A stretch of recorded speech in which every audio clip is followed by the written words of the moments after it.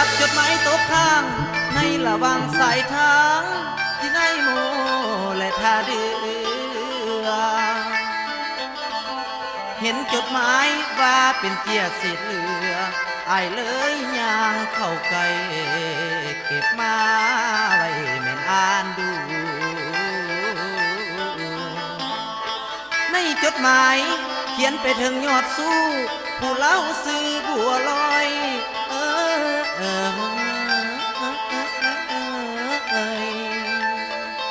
หัวใจว้อยลงดิน